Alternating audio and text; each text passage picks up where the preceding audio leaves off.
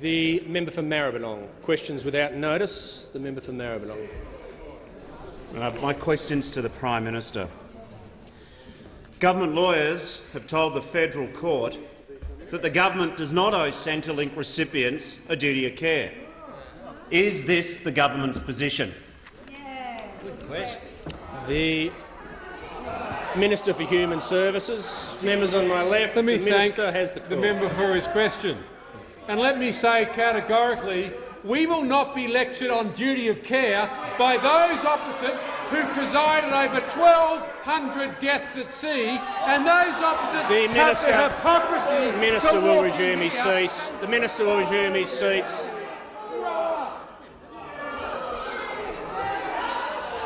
Members on my left.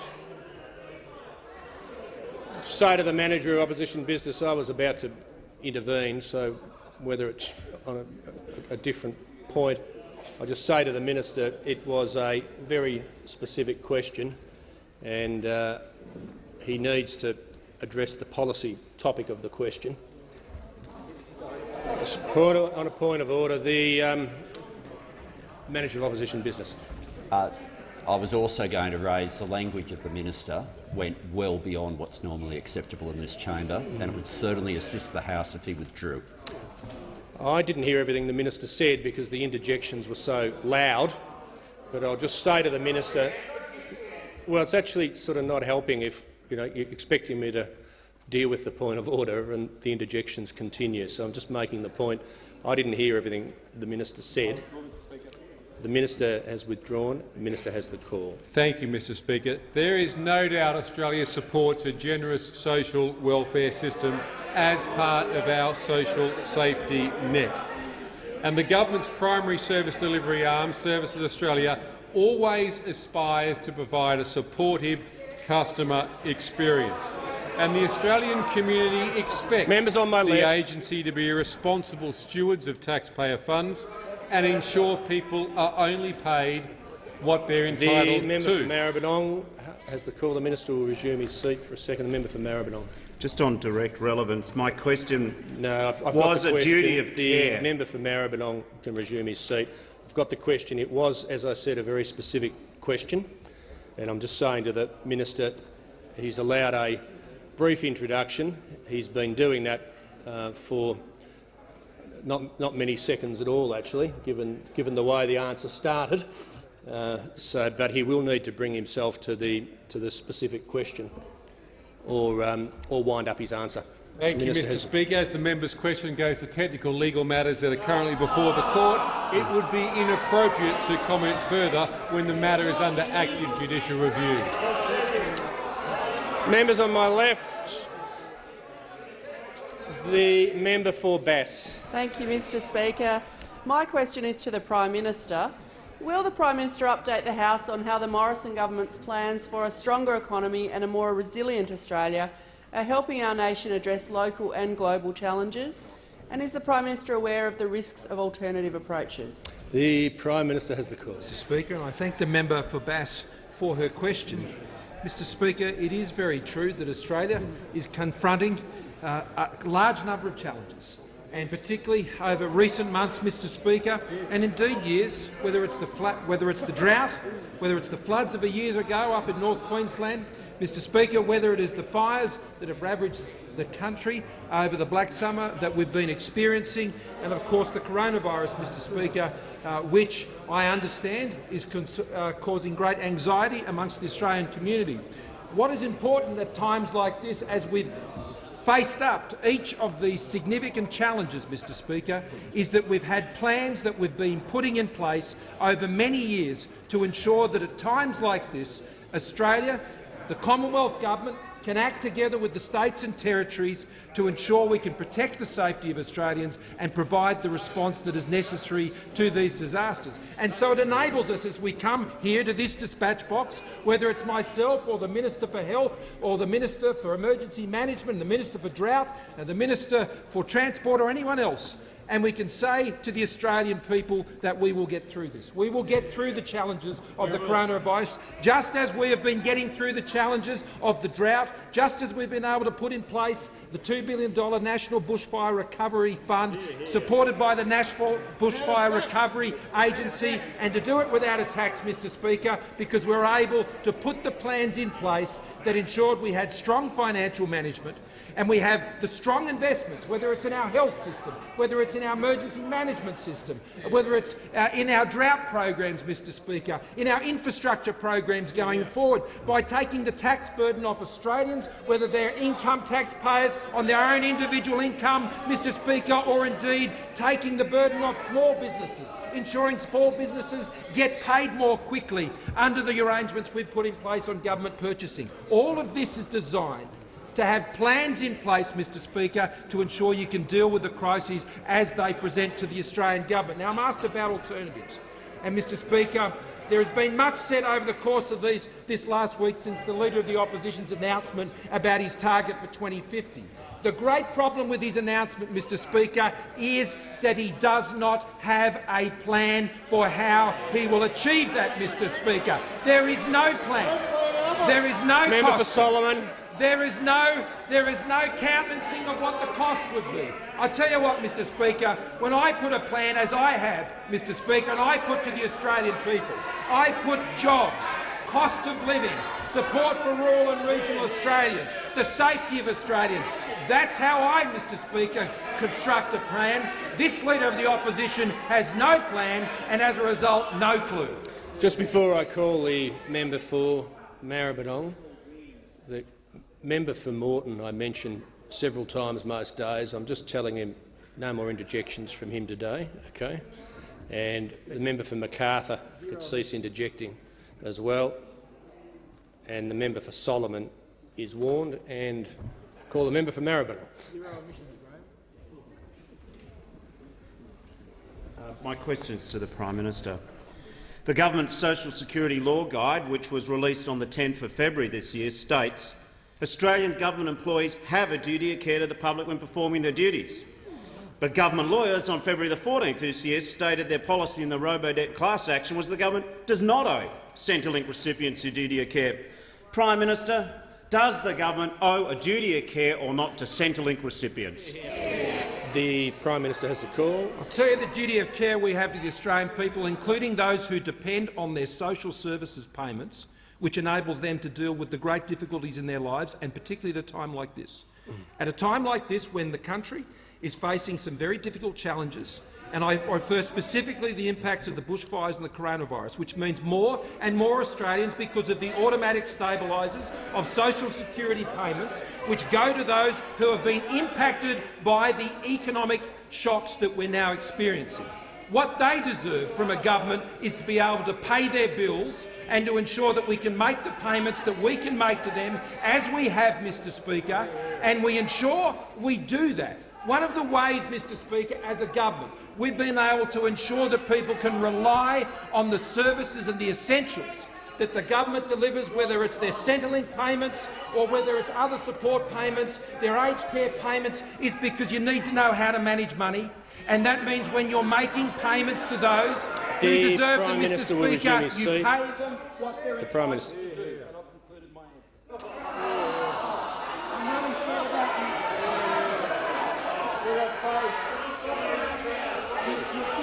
Member for Parramatta.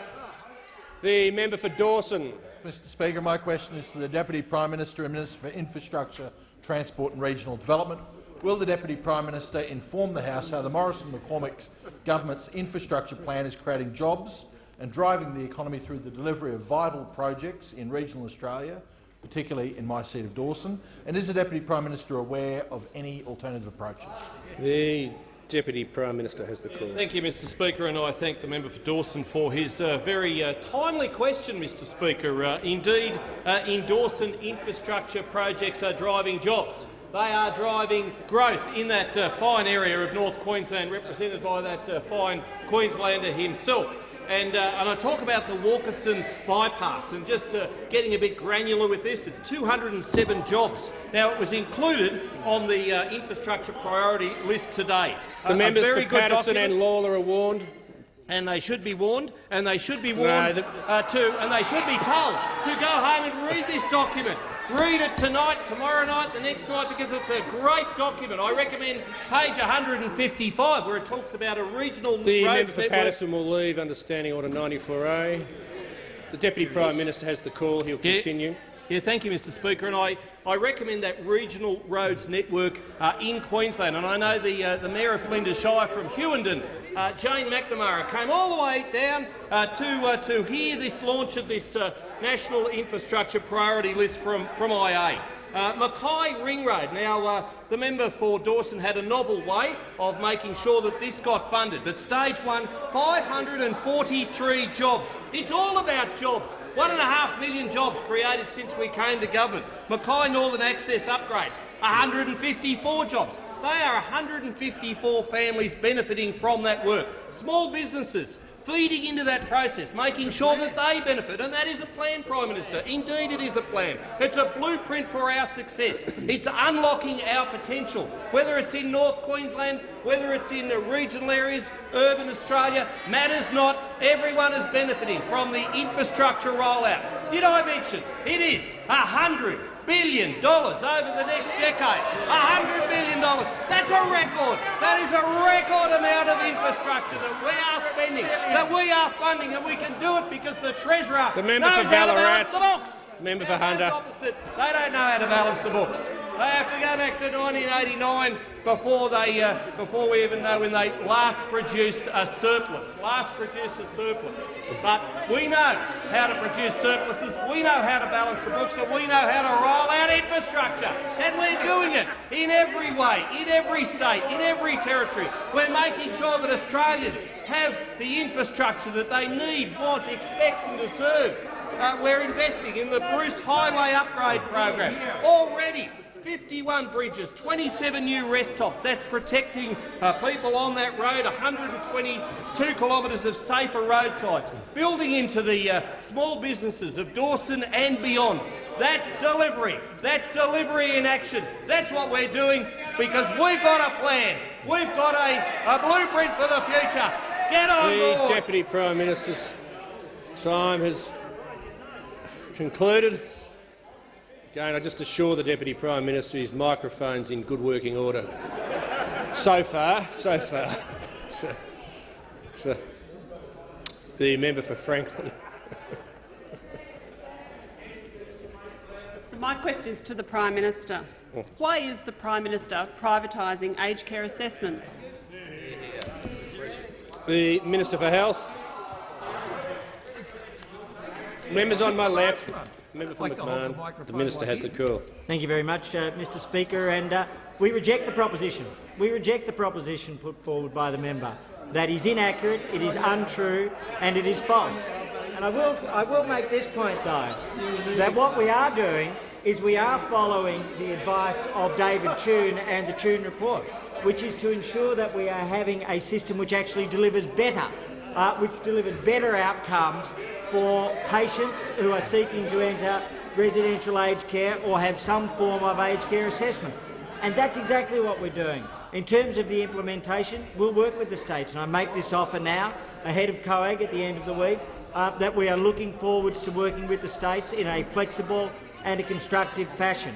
But I am very interested, because what the opposition is effectively saying is that they are going to abandon the practice that they had when they were in government of using non-government providers to assist with the assessment process. That's the change, or are they not? So here is the question for the opposition to take away from this. Are they now saying that they would abandon all of those current non-government providers which were in place when they were in government, which they did not propose to change at the election?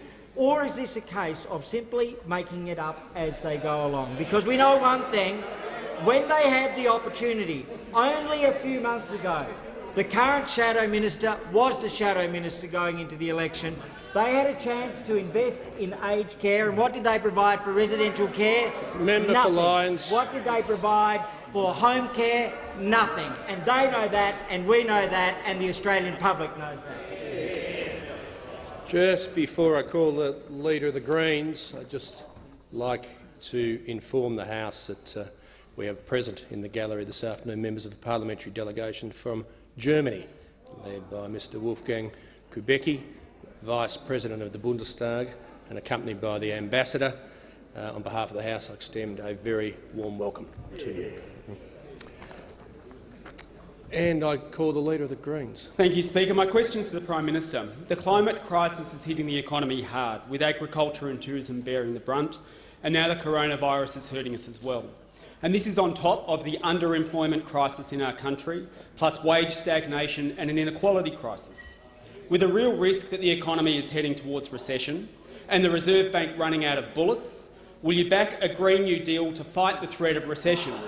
And specifically, will you lift public sector wages to boost wage growth across the economy, lift New Start by at least $95 a week to lift retail spending, and invest $6 billion to remove the grid bottlenecks holding back renewable energy investments and grow construction and manufacturing jobs? Just before I, members on my right, just before I call the Prime Minister, I'm going to allow the question so the Leader of the Greens can relax. But I'm just making the point with these 45-second questions. My complaint often is there's a lot of preamble. I'm just flagging where there's a whole series of questions, and there were quite a number there. It does get close to the point where it would be better put on the notice paper, given the Prime Minister only has 3 minutes to answer them all. But I'll allow the question and allow the Prime Minister to— Thank you, Mr Speaker. It will be a great relief to the Australian people that the government does not intend to adopt the economic policies of the Greens, Mr Speaker. It will be a great relief to the Australian people. I can't speak for the Labor Party, Mr Speaker, because they're known to like quite a few of the Greens' ideas, Mr Speaker, when it comes to economic policy, and so I don't think they can provide that same assurance. What our government will continue to do, Mr Speaker, is lower taxes, continue to support small and family businesses around the country, to ensure that we continue to expand our trade markets all around the world, where we've seen trade deals for our country expand from 26% of our trade to over 70% of our trade, and we're heading to 90%. Mr Speaker, we're going to continue to build the infrastructure that is necessary to grow our economy. $100 billion is the plan that we've been rolling out now, Mr Speaker, for many years. We will continue to invest in the skills that Australians need to ensure that they can be part of the vibrant economy that we know is ahead of this country. When you get the right policy settings in place, we will continue to ensure that we put in place the fiscal discipline that ensures we treat taxpayers' money with great integrity and ensuring we are spending it on the things that matter to Australians on the ground, building their infrastructure, supporting their communities and giving them the opportunity to get ahead, Mr Speaker. And we will also invest in the climate resilience of this country going forward, and we will continue to support, through our myriad investments in the energy sector and more broadly, Mr Speaker, investments in renewable energy. And I'm pleased to let the member know, as he raised it specifically, that throughout 2019 the government's renewable energy target and emissions reduction fund carbon markets delivered more than 50 million tonnes of emissions reductions, Mr Speaker.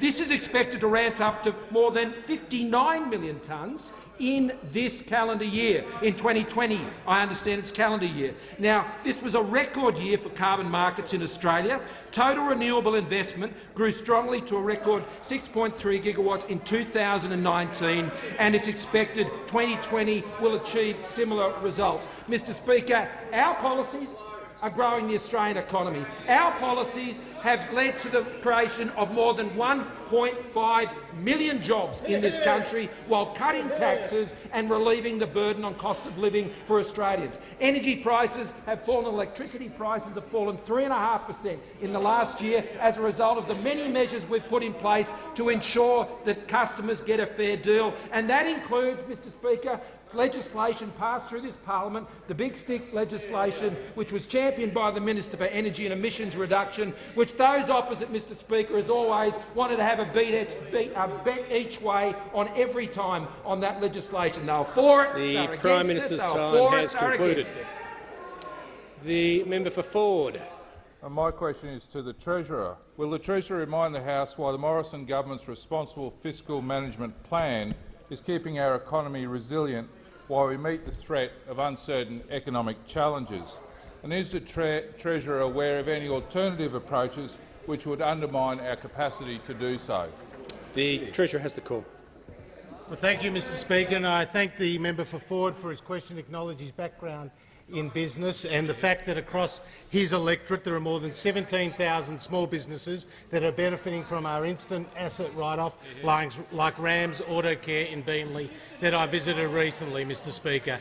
Now, Mr Speaker, when we came to government, we inherited an economy where unemployment was 5.7% and rising. Investment was falling and the budget was deep in the red with a deficit of $48.5 billion. Mr Speaker, that was around 5 years after the GFC and the Labor Party had enjoyed iron ore prices at around $180 a tonne, or more than twice of where they are today.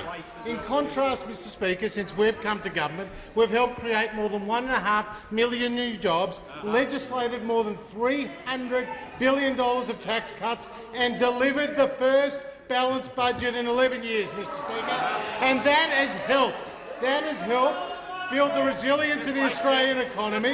That has helped build the resilience of the Australian economy to respond to drought, to respond to trade tensions between China and the US, to deal with the fires, Mr Speaker, and also with the coronavirus. But I'm asked, Mr Speaker, are there any alternative approaches, Mr Speaker?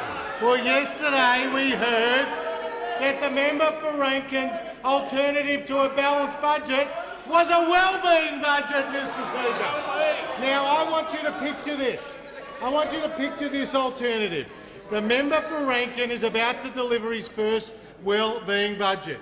He walks in barefoot into the chamber, Mr Speaker. Robes are flowing. Incense is burning, Mr Speaker. Beads in one hand and speech in the other hand, Mr Speaker. Gone are the seats, gone are the benches, Mr Speaker, and in their place, meditation mats for all, Mr Speaker. Meditation mats for all. And the member for Rankin stands up to address the chamber to announce that his well-being tour has gone national. Hugs for all, Mr Speaker. Hugs for all. But, Mr Speaker, there's a warning to every Australian. When the member for Rankin provides them with a hug and a kiss, he's going to take away their wallet.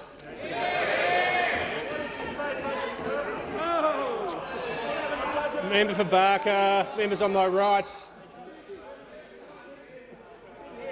Member for Gorton, the member for Rankin. Thank you very much, Mr Speaker. My question's to the Treasurer. Why doesn't the Treasurer ever, in these long and predictable answers, ever acknowledge why doesn't the Treasurer ever acknowledge that the domestic economy was already floundering before the coronavirus, with weak consumption, business investment going backwards and a big fall in construction?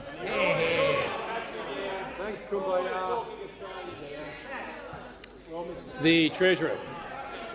In December last year, no one was talking about the coronavirus.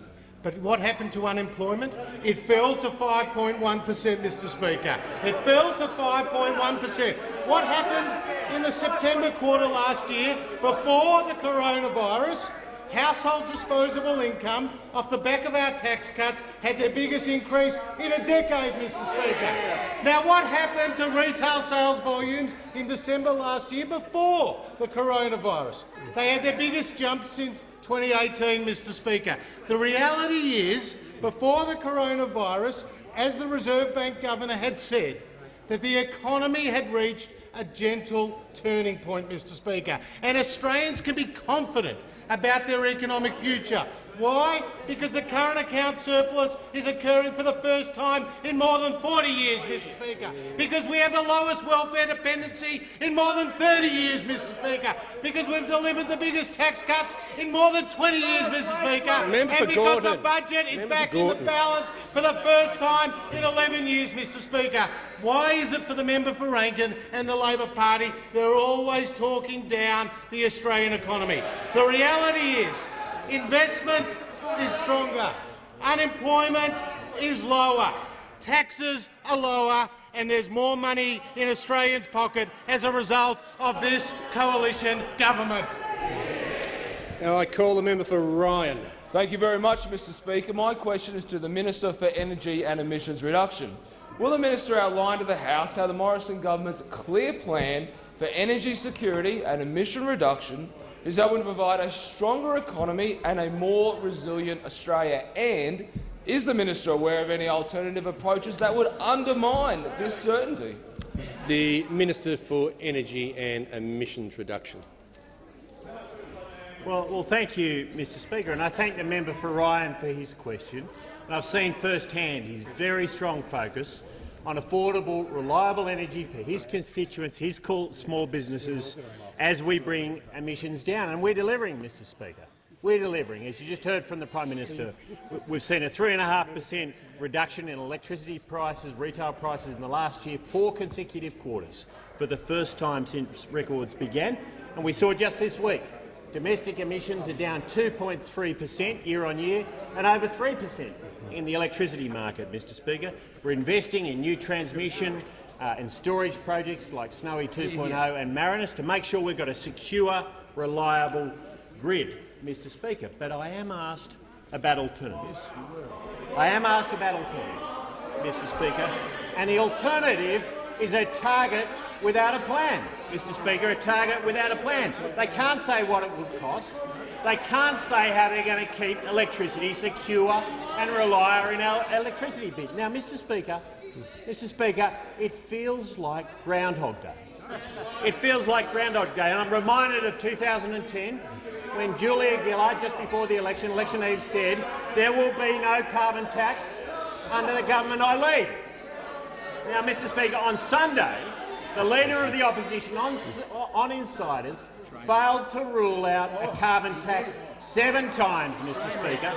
And then on Monday, Mr Speaker, the member for Hunter on Sky failed to rule out a carbon tax. And then on Tuesday, Mr Speaker, the Shadow Minister for Energy at a doorstop failed to rule out a carbon tax. And then again today, Mr Speaker, Wednesday, today again, the Leader of the Opposition on 5AA dodged questions on a carbon tax. Now, Mr Speaker, we know why they're sidestepping these questions. We know why.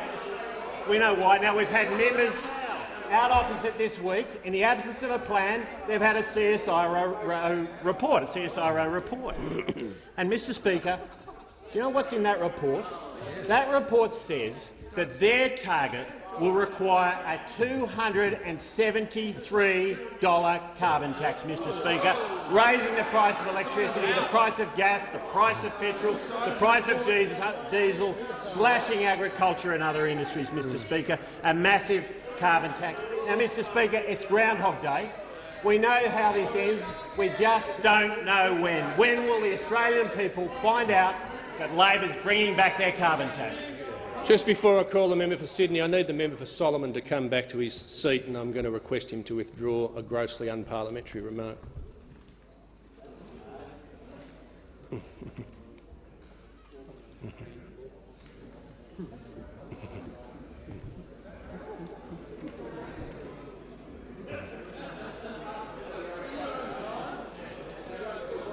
I just suggest to the member for Solomon he move as quickly as he can, otherwise he can just keep going straight out the door. Member for Solomon. I'll withdraw. Thank you. The member for Sydney. Thank you, Mr Speaker. My question is to the Prime Minister. Prime Minister, why have nearly 140,000 apprentice and trainee places been lost under this 7-year-old government? The Prime Minister has the call. Thank you, Mr Speaker. I thank the member for her question about apprentices and the trends that we're seeing in apprenticeship numbers, Mr Speaker. And I'm pleased to inform the House that in the 2019-20 budget, the government provided $585 million for skills measures to implement long-needed reforms in the vet sector, and we also created up to 80,000 new apprenticeships places through our new incentive scheme, which were kicked off on the 1st of July 2019, which is after the period of the trends that the member is referring to. So the funding the government has put in place to deal with these issues commenced and went in place from the 1st 1st of July of 2019. Apprentices and their employees have readily taken up this new scheme, with almost 6,000 additional apprentices signed up in just the first 6 months, Mr Speaker. Now, I note that at the same time that we've increased the funding when it comes to the vet sector, states and territories which are responsible for the delivery of vet, including TAFE funding, have withdrawn their funding for vet from $4 billion in 2013. On the most recent figures we have, $3.1 billion in 2017, Mr Speaker. So the Commonwealth is stepping up and meeting our commitments to ensure we get more apprentices in place and to address the issues that the member has raised. But I do know, Mr Speaker, and to compare and contrast, that when the Labor Party was last in power, between 2011 and 2013, Labor cut employer incentives to businesses that employ apprentices 9 times, totalling $1.2 billion. And when the Leader of the Opposition was Deputy Prime Minister, Labor cut $241 million from incentives to encourage employers to take on apprentices. And in the 2012-13, Mr Speaker, the number of apprentices and trainees in training collapsed under Labor by 22%, or 110,000, Mr Speaker. Not going to cop lectures from a Labor Party that doesn't know how to manage money and doesn't know how to run an economy and does not have a plan. The member for Lawler will cease interjecting.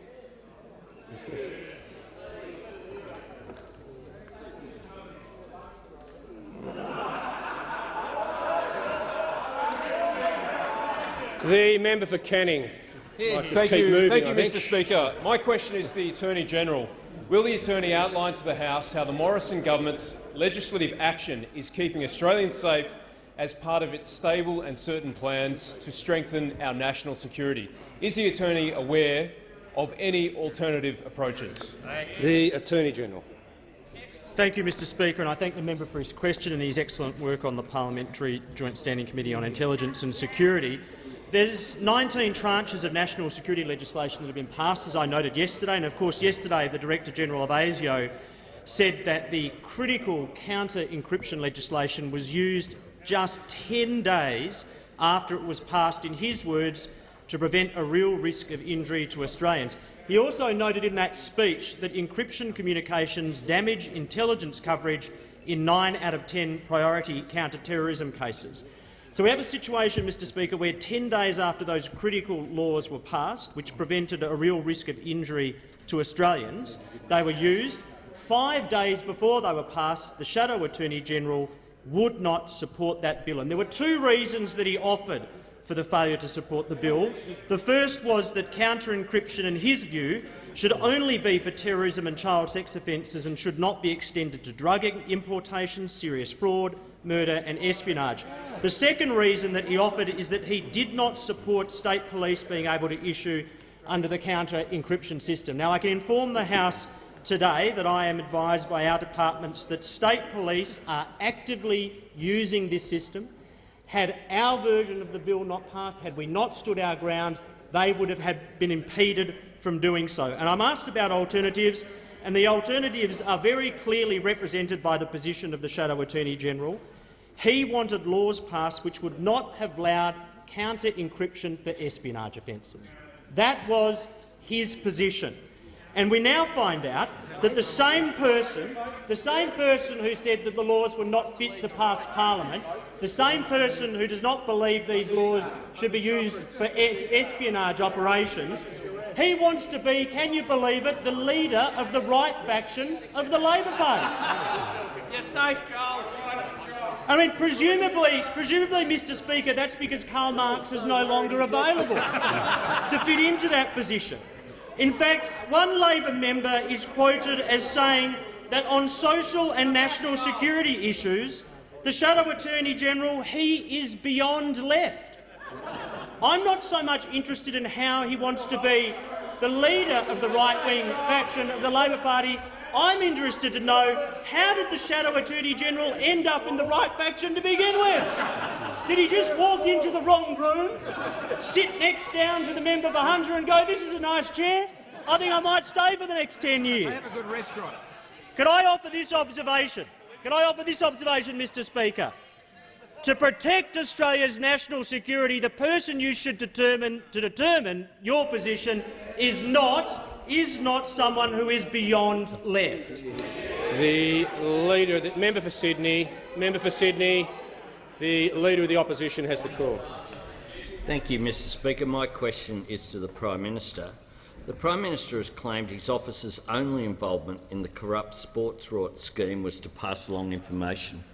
So why has the Audit Office told the Senate today that there were 136 emails about sports rorts going back and forth between the Prime Minister's office and Senator McKenzie's office in under 6 months? The Prime Minister has the call. Thank you, Mr. Speaker. Neither I nor my office were the decision-makers in the process that governs the sports grants program. The decision-maker was, as has been rightly identified through the Audit Office processes and other reviews, was the former Sports Minister. As I actually stated at the National Press Club when asked about these matters, Mr. Speaker, what Prime Ministers have always done is support their colleagues, Mr. Speaker, because I trust the judgment of my colleagues about knowing what's best for their communities, Mr. Speaker. I know that the member for Petrie knows what's best for his community. I know that the member for Boothby knows what's best for her community, that the member for Lindsay knows what's best for her community, and I listen closely. The member for Lyons is warned. Our communities right across the country. The Prime Minister will resume his seat. The Leader of the Opposition on a point of order. Yes, Mr. Speaker, it was a very clear question about the 136 emails. Yeah, goes to relevance. The Prime Minister's not talking. It wasn't about. Well, I'm just going to ask the Leader of the Opposition to resume his seat. I mean, as you know, I listened very carefully to the questions. I believe the Prime Minister is completely in order because of the preamble that said claims his office was only involved, etc., in passing along, and so the Prime Minister essentially reiterated that at the start of the answer and is now elaborating on that very point. Yes, the Leader of the Opposition on the point of order. The first part of the question did go to his officers and the Prime Minister's claim he was passing on information from members. The member for Lindsay wasn't elected at the time. That's one of the members who's just been mentioned. Leader of the Opposition and that's will why resume his seat. Leader of the Opposition will resume his seat. The Leader of the House on a point of order. The Leader of the Opposition said something that he knows needs to be withdrawn. I listen. No, look, member for Isaacs will leave under Standing Order 94A. The Manager of Opposition Business is seeking the call, and members on my right as well. The Manager of Opposition Business is entitled to seek the call without the member for Isaacs bellowing between us. The Manager of Opposition Business. If anyone's sympathetic, they're welcome to follow him. It's voluntary, you know. The Manager of Opposition Business. Yes, Speaker, just referring to the various precedents where there is a difference between allegations that are made personally against a member and a description of a scheme or of government behaviour. And no, I'll just say I heard the Leader of the Opposition very clearly. He essentially reiterated the point he'd made in his question about the scheme, and I've studied that very carefully because he's gone very close to the line, leaned over it almost a couple of times but not crossed it in some of the motions. But I'm saying to the Leader of the Opposition, he made the point himself what the first part of the question said, and if he doesn't want the Prime Minister to address that, he shouldn't have had it in the question. The Prime Minister, it doesn't mean that you can stand up on points of order and start trying to correct what you see as factual matters. You can do that in other forms of the House. Prime Minister has the call. So, Mr. Speaker, but I'm happy to take the Leader of the Opposition's interjection, because what I know about the member for Lindsay, even if she wasn't in this place, Mr. Speaker, she knew what was right for her community. And guess what, Mr. Speaker? Guess what, Mr. Speaker? The people of Lindsay agree with me, Mr. Speaker, because they elected the member for Lindsay, because the member for Lindsay knows what's best for her community.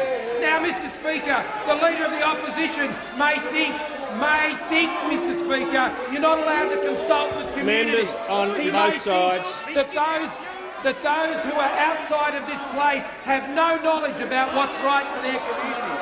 But on our side, Mr Speaker, we understand that people who have a deep understanding of their community are in a very good position to advocate, Mr Speaker. So, Mr Speaker, whether we're members or anyone else, our office, Mr Speaker, made representations, as I did, Mr Speaker, on what was in the best interests of those programs and in the best interests of those communities. But we were not the decision maker.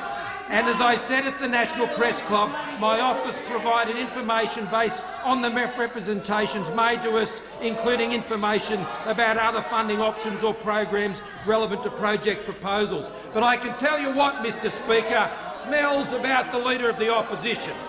What smells about the Leader of the Opposition is the Leader of the Opposition will resume his seat.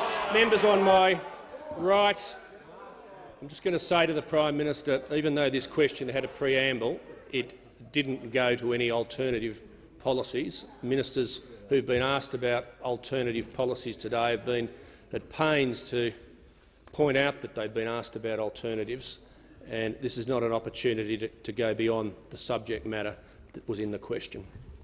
The Prime Minister. Speaker, so I've set out the role that my office played.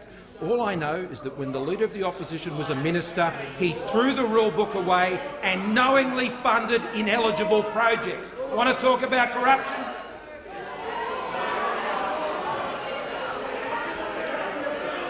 Members on both sides.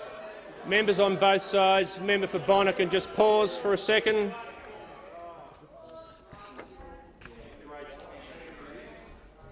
People can just pause. I'd like to inform the House we have present in the gallery this afternoon Mr David Pisoni, the South Australian Minister for Innovation and Skills. On behalf of the House, I extend a very warm welcome to you. And I call the member for Bonner. Thank you, Mr Speaker. My question is to the Minister for Home Affairs. Will the minister outline to the House how the Morrison government is protecting Australian families from the threat posed by dangerous non-citizen criminals through its stable and certain border security plans? Is the minister aware of any alternative approaches? The Minister for Home Affairs. Thank you very much, Mr Speaker. I want to say thank you to the member for Bonner, who works very hard in his electorate to make sure that he can keep his constituents safe, and that's the work of all of those members of the House. We want to make sure, Mr Speaker, and in fact we promised at the last election, we had a plan that we would do whatever it took to keep Australians safe. We've done that, as the attorney pointed out before, through now 19 tranches of national security legislation opposed by those opposite. They want people in their electorates to believe that they supported it, but they actually watered it down or opposed the legislation in each of those instances, Mr Speaker. In relation to border protection, we promised that we would clean up Labor's mess, get the kids out of detention that they put there, and make sure that we closed detention centres and didn't have people drowning at sea. They opposed us every step of the way, even to this very day. They are still utterly divided on the issue of border protection, Mr Speaker.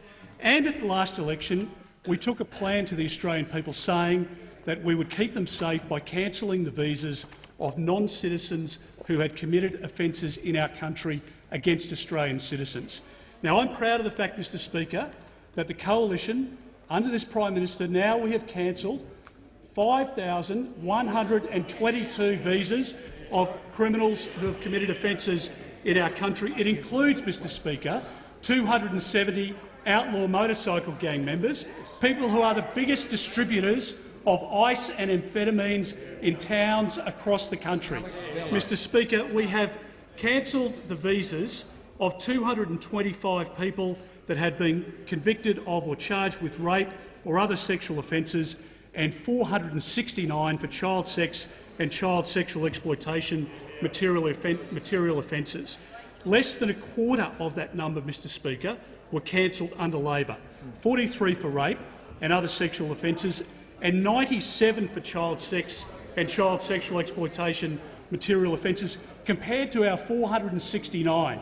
Now, Mr Speaker, it doesn't stop there, because under the Labor government, when the Leader of the Opposition sat around the National Security Committee, he was responsible for the cancellation of people who had committed assault in this country on 92 occasions.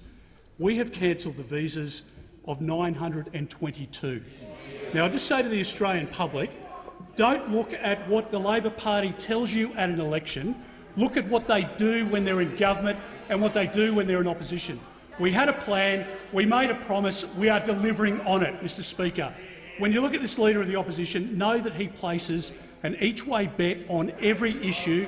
He is weak when it comes to national security, and it continues in relation to every aspect of this country's security. The minister's time has concluded. The Leader of the Opposition. My question is addressed to the Prime Minister, and it follows his extraordinary answer to my last question. The Prime Minister has said about the corrupt sports royalty program, and I quote, "All we did was provide information." So why did the Audit Office tell the Senate? The Prime Minister's office emailed Senator McKenzie's office indicating, and I quote, "These are the ones we think should be included in the list of approved projects." Members on my left, the Prime Minister has the call. Thank you, Mr Speaker. I repeat what I just said. I said, Mr Speaker, that our office— Mr Speaker, what I just said to the House in response to the last question is that we passed on information about other funding options or programs relevant to project proposals, and we provided information based on the representations made to us. That's exactly what I said, Mr Speaker. Why does the Leader of the Opposition have an issue with the government talking to people in communities about what their priorities for community projects should be? Now, Mr Speaker, what I know, and he makes reference to my earlier answer, Mr Speaker, I know, and the Auditor-General reported, that the Leader of the Labor Party, when responsible for a program— The Prime Minister will resume his seat. The Manager of Opposition Business. Mr Speaker, the Prime Minister's sorry, you made a ruling yesterday with respect to when we refer to an earlier answer. That gives rise to the question but doesn't change the relevance rule to then referring to anything that was in the previous answer. The Prime Minister is now using exactly that device to try to use information that would not otherwise be relevant to the question. Yes, I'm just going to make the point, because it's important for everyone to understand. When a question is asked that refers to an earlier answer, it enables the question to go to something said in the earlier answer. What it doesn't enable the answer to do is to refer to things that weren't in the question. I hope I've expressed that as clearly as I can.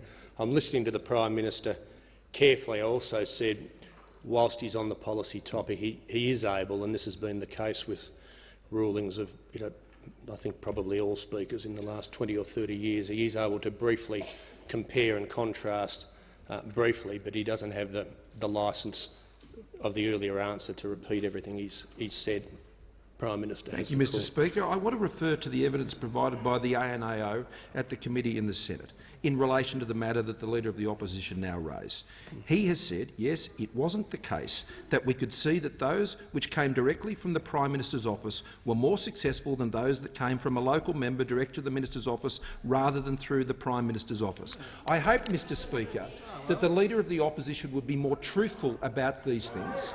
I would certainly hope that when he had to appear as a witness at the Labor criminal conspiracy trial, Mr Speaker, that he was more truthful there. Well, the call you're seeking to yes, the Leader of the Opposition seeking to table the documents. Yes, Mr Speaker. The evidence of Mr Boyd from the ANAO on to the Senate, in which he said these are the ones we think should be. The Leader of the Opposition will resume his seat. The Leader of the House— Leave is not granted. Well, I was just about to say I wasn't even going to ask the Leader of the House for leave, because if we get to the point where we're tabling our own Hansard, I think we— Yes, well, that's saying it's the Senate. Yes, you know my soft spot, but no. The member for Reid. Thank you, Mr Speaker. My question is to the Minister for Communications, Cyber Security and the Arts. Will the minister outline to the House how the Morrison government is delivering its plan to keep Australians, and in particular women and children, safe online? The Minister for Communications, Cyber Security and the Arts. Well, I do thank the member for Reid for her question, and of course I acknowledge her deep professional expertise in this matter as a very experienced child psychologist.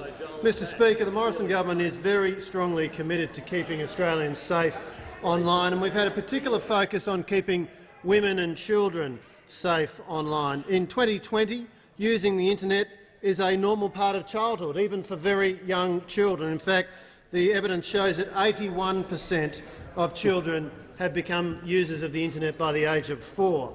And sadly, Mr Speaker, the threats to women's safety in the physical world are equally prevalent in the online world. One of many sobering statistics is that nearly half of all women aged 18 to 24 have experienced online abuse or harassment.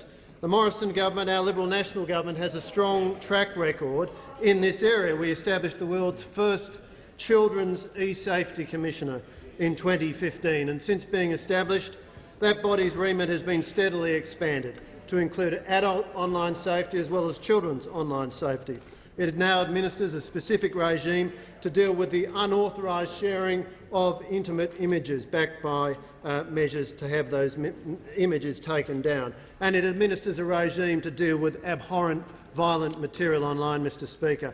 And of course there are key measures to deal with women's online safety as part of the 4th Action Plan of the National Plan to Reduce Violence Against Women and Their Children, including $4 million for specialised online safety support for women with intellectual disabilities and women of Aboriginal and Torres Strait Islander descent.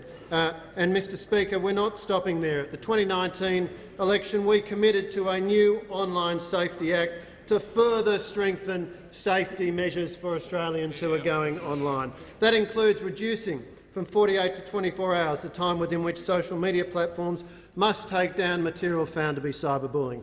It includes extending the protection of the E-Safety Commissioner to all online places where children interact, including gaming platforms.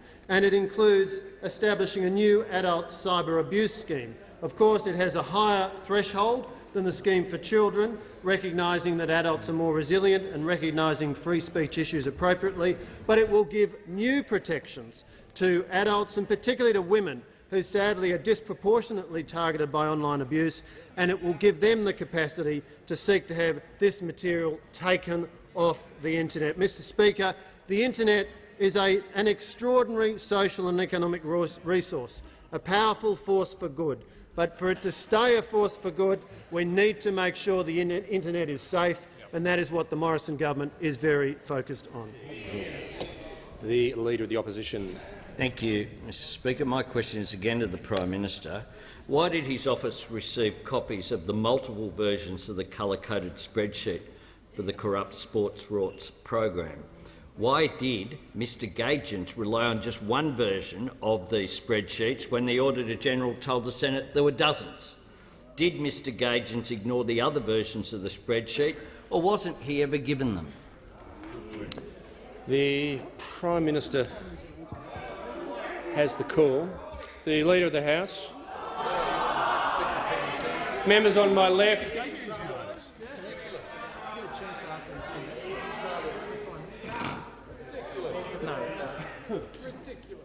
The Leader of the House has the call. Thank you, Mr Speaker. Well, Mr Speaker, the Prime Minister is obviously responsible for portfolio matters within the Prime Ministerial role. But No, he's not hang on. Members on my left will cease interjecting. Okay, the member for Spence. I'm actually going to hear the entire point of order. The more you interject, the longer it takes. But I'm telling you, I'm going to listen to the point of order. The Leader of the House has the call. But he can't be responsible for individual email traffic of members of his department, nor would he be expected to know about those things. Just the manager of opposition business on the point of order. Member for Chifley's warned.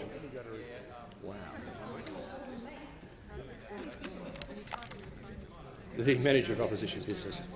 Thanks, Speaker. If what the Leader of the House has put forward is true, then it means you can't ask the Prime Minister about an inquiry that he instigated that was run by the head of his own department, the department called Prime Minister in Cabinet, and you can't then ask about whether documents were provided to that person by the Prime Minister who set it up and it was being run by the head of his own department. If this is not in order, I'm not sure what's left. Yes, I mean, I've just say to the Leader of the House, the question's quite in order. The Prime Minister, has the opportunity to answer it, or whether he has knowledge of some things or others, he has the opportunity to answer it or to seek further information. But the question's certainly in order. Prime Minister. Mr. Speaker, in initiating that inquiry by the head of the Prime Minister, Member for Spence will leave the House. Mr. Speaker, which was done promptly after the release of the Auditor General's report, the head of PM&C had access to whatever document he required, Mr. Speaker, and as would be appropriate, because it was a serious inquiry. And I note that the head of Prime Minister and Cabinet, Mr. Speaker, he was able to have whatever document he sought to conduct those inquiries, Mr. Speaker. Members on and my the left. Prime Minister's office complied with all requests of the Secretary, Mr. Speaker. So, Mr. Speaker, what I can go back to, just to highlight again what the Auditor-General said about the matters that the Leader of the Opposition is raising. Settle down, Mr. Speaker. What he said was, for us to see that there was some driver in this that we would have to identify in those representations there was a bias, there was a correlation between what in those representations and what was the outcome. He said, the Auditor-General, we didn't see that. The Auditor-General has been quizzed on these very matters and he has found no correlation, Mr. Speaker, from the representations that were made from my office with these outcomes.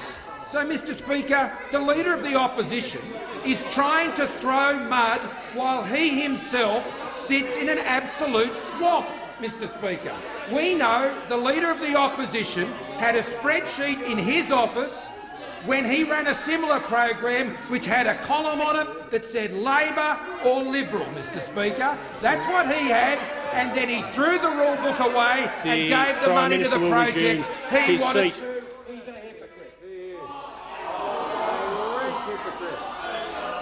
The Leader of the Opposition is seeking to. I think the Prime Minister's concluded. He's finished. Yes. No one else is jumping. No. We're not going to do that. The call alternates. I mean, if we, the Manager Opposition Business. The Prime Minister should withdraw that final remark. Yes, I just say to the Prime Minister, many speakers have not allowed the word hypocrite, and he needs to withdraw. I withdraw, Mr. Speaker. The member for, and I thank the Manager of Opposition Business because we sort of moved on. The member for Curtin. Thank you, Mr. Speaker. My question is to the Minister for Health.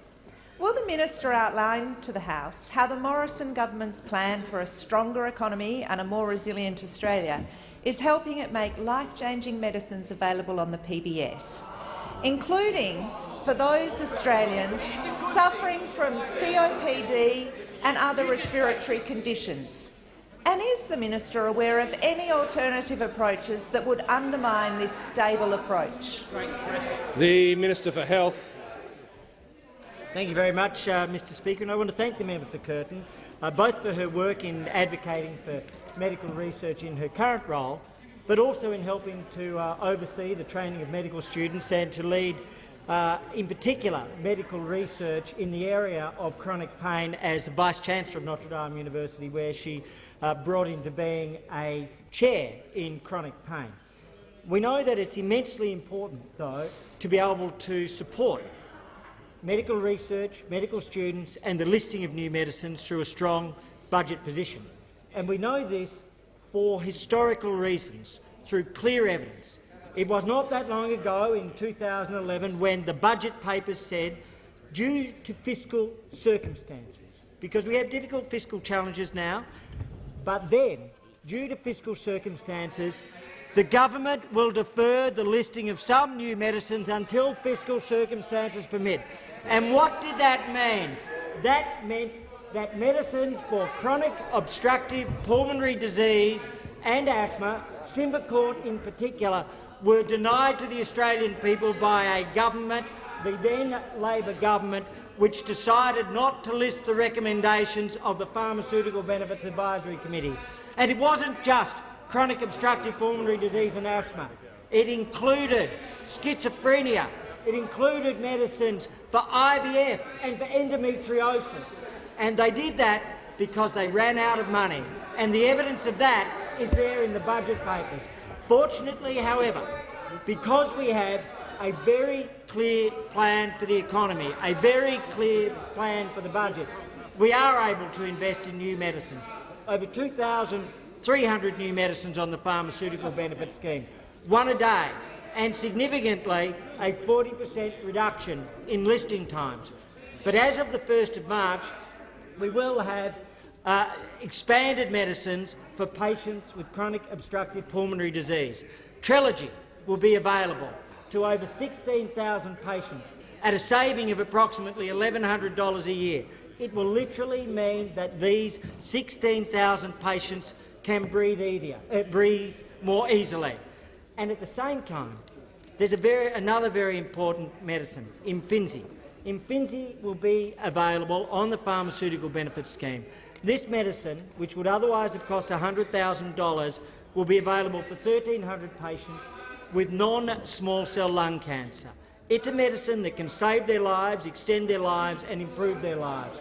It would never be possible to support a medicine like this without a strong budget position, without an absolute commitment to meeting the requirements, without the ability to pay for these new medicines. And that's why having a plan is critical, and that's why, above all else, we're committed to supporting Australian patients. The minister's time has concluded.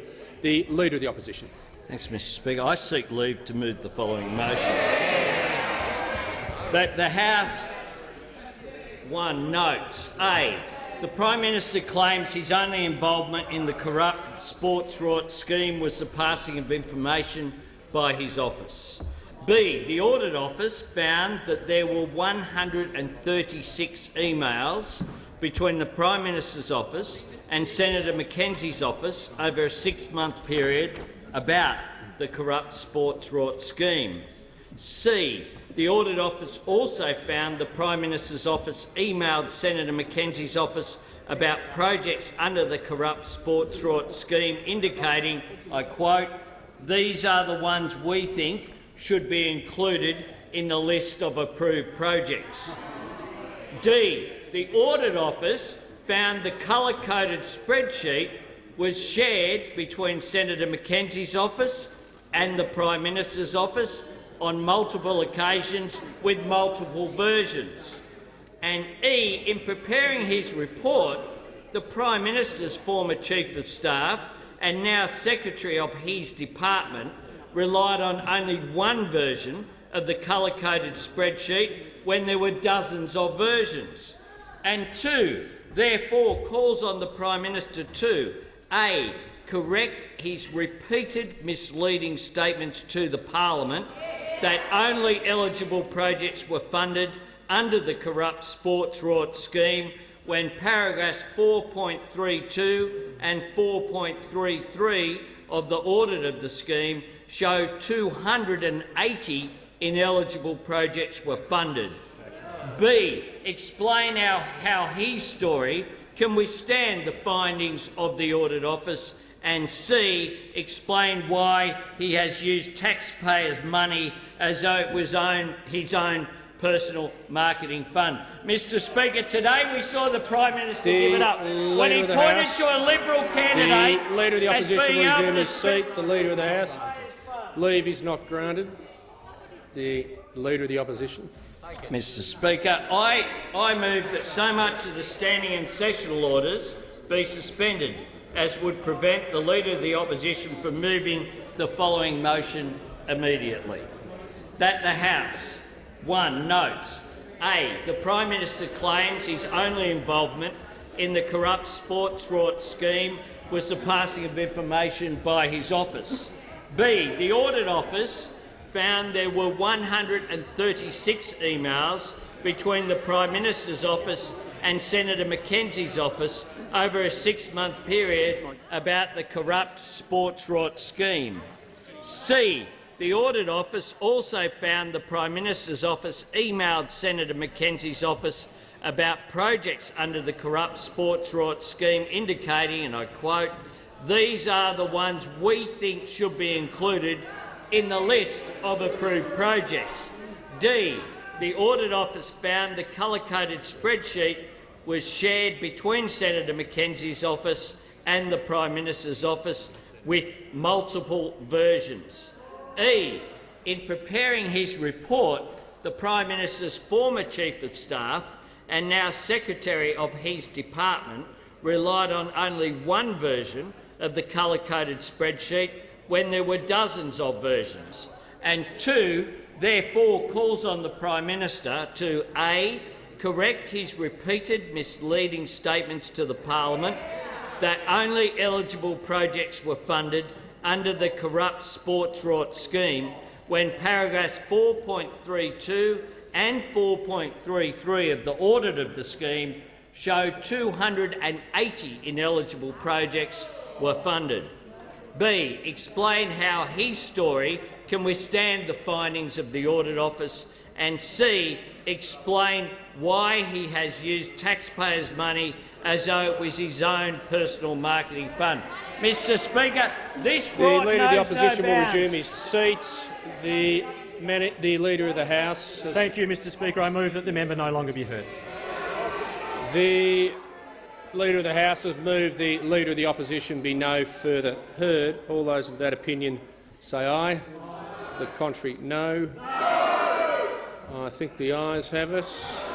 Division required. Ring the bells for 4 minutes.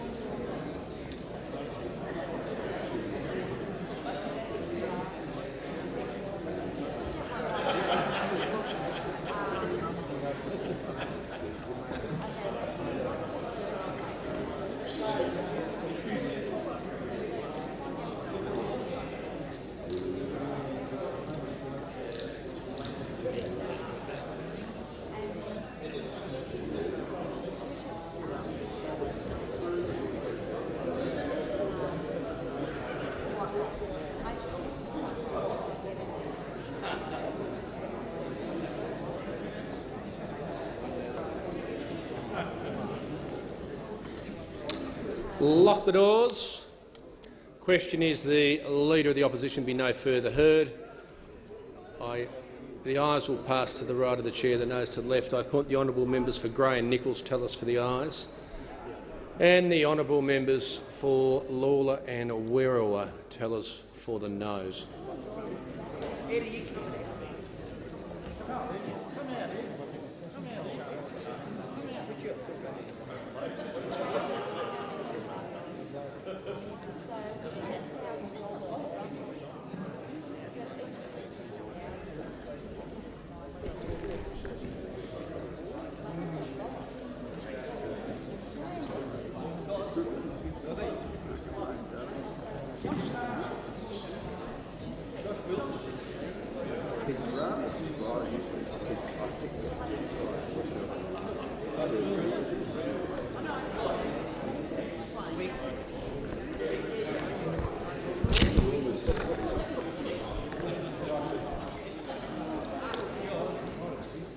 Order. The result of the division is ayes 73, noes 67.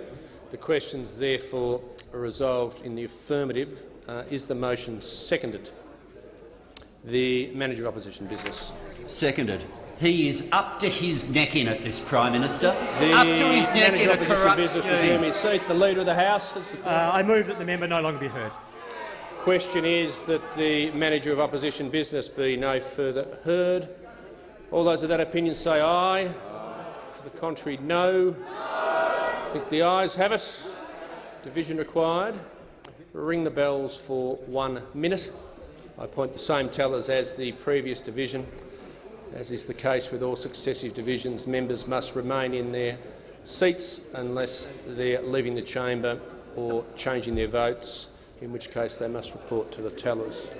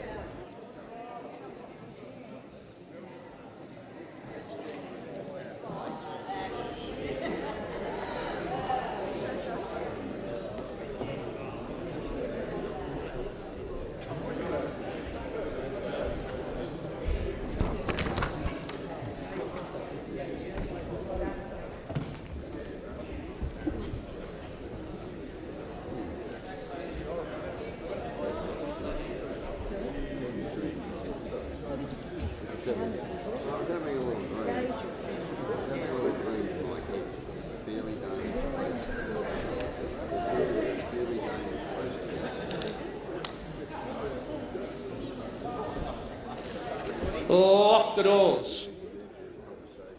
Question is the Manager of Opposition Business be no further heard.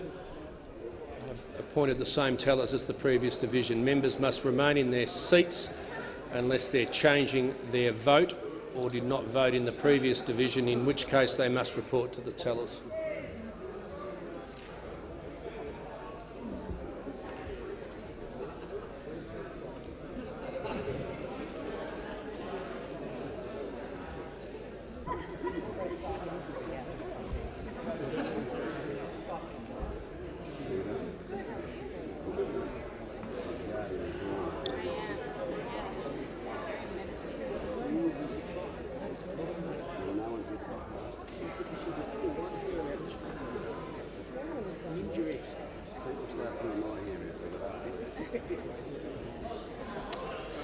Order. The result of the division is ayes 73, noes 68. The question is therefore resolved in the affirmative. The question is the motion move be agreed to. The Deputy Leader of the Opposition. More nervous than a baboon in Camperdown. That's what this bloke is.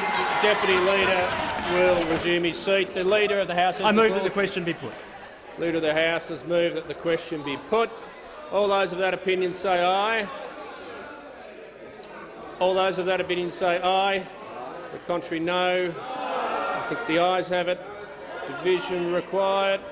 Division required. Ring the bells for 1 minute.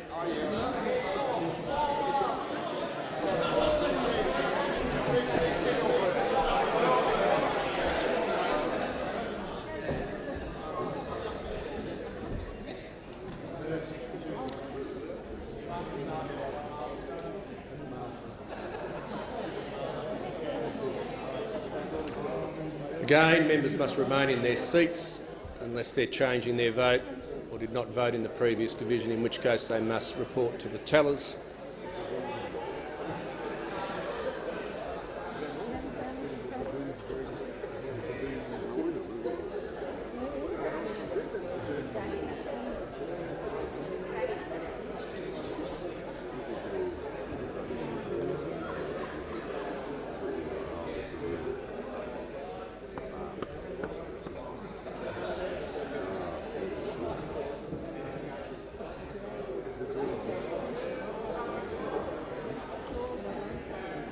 Lock the doors. Question is the motion be put. I appoint the same tellers as the previous division, and again members must remain in their seats unless they are changing their vote or did not vote in the previous division, in which case they must report to the tellers.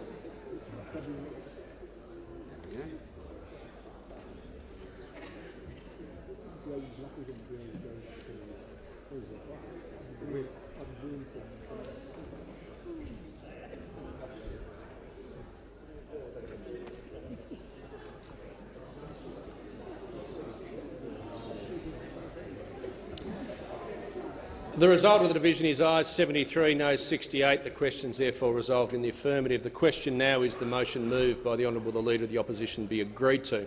All those of that opinion say aye. Aye. To the contrary, no. I think the noes have it. Division required. Ring the bells for 4 minutes.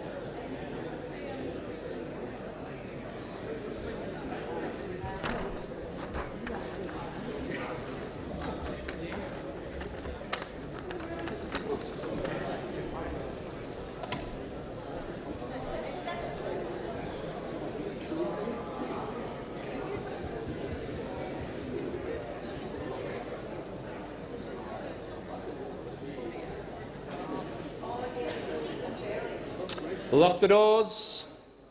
The question is the motion moved by the Leader of the Opposition be agreed to. The ayes will pass to the right of the chair, the noes to the left. I appoint the honourable members for Lawler and Wera will tell us for the ayes, and the honourable members for Nichols and Gray tell us for the noes.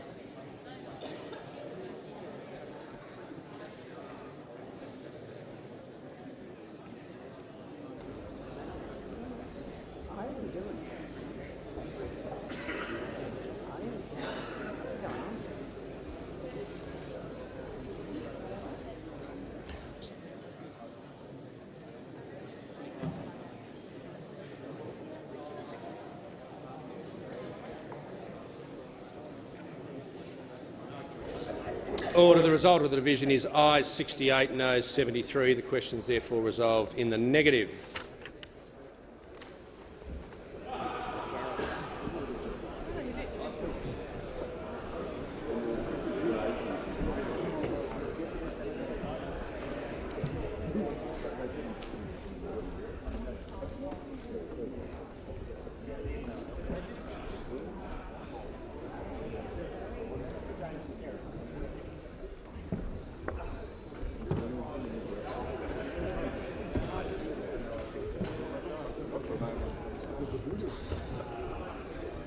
Members can just resume their seats as quickly as they can.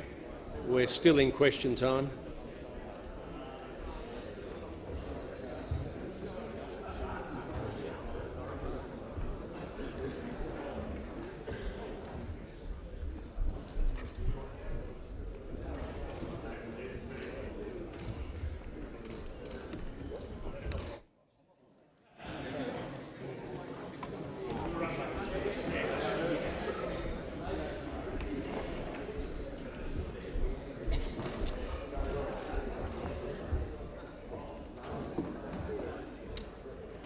The member for Sturt. Thank you, Mr Speaker. My question is to the Minister for Industry, Science and Technology.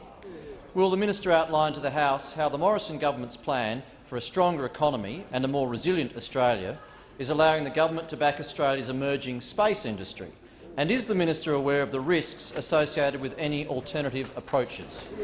The Minister for Industry, Science and Technology. Well, thank you, Mr Speaker, and I thank the member for his question. And it was great to have him join the Prime Minister and the Premier of South Australia in Adelaide last week for the official opening, in fact, the launch of the Australian Space Agency's headquarters right in the heart of Adelaide. And, Mr Speaker, I'm happy to say that I am a space nerd. But as well as being a space nerd, the other thing that makes me so excited about the space opportunities is the jobs that we know are going to be created as we continue to build and grow the Australian space sector. So, Mr Speaker, let me put this into a little bit of context. The global space industry is projected to grow to about $1 trillion by 2040. Now, because this government has managed our economy, we are in a position to invest almost $700 million in the space sector right here in Australia. $150 million of that will go towards supporting Australian businesses to be part of the NASA program that will go to Mars and then to the Moon and then on to Mars. That's $150 million that will support Australian businesses. It will go directly to Australian businesses so that they can build their capacity, so that they can be part of the NASA program. Now, we know that it's important to support our space businesses, but it's not just the space businesses directly. It's the other businesses that support them, the other small and medium enterprises that support our space industries. Now, there are numerous examples. One of them is the Gilmore Technologies on the Gold Coast that are doing some fantastic work with rockets. Now, they have about 300 Australian businesses that are supporting the work that they are doing. So they are absolutely working with the sector, with businesses, to make sure that they are growing it. Now, Mr Speaker, the other important thing about space is what it does for everyday Australians. Because yes, we're about our jobs, but we're also about making sure that everyday Australians are supported. So farmers are going to be able to use space capabilities to monitor the health of their products. Emergency workers are going to be able to track the progress of fire fronts. We all use Google Maps or a GPS. That's only available to us because of space technology. Now, Mr Speaker, let me say that while those opposite have been there with their heads down, gazing at their navels, we're the ones reaching for the stars. The Prime Minister. Thank you, Mr Speaker. And on that note, I ask that further questions be placed on the notice paper.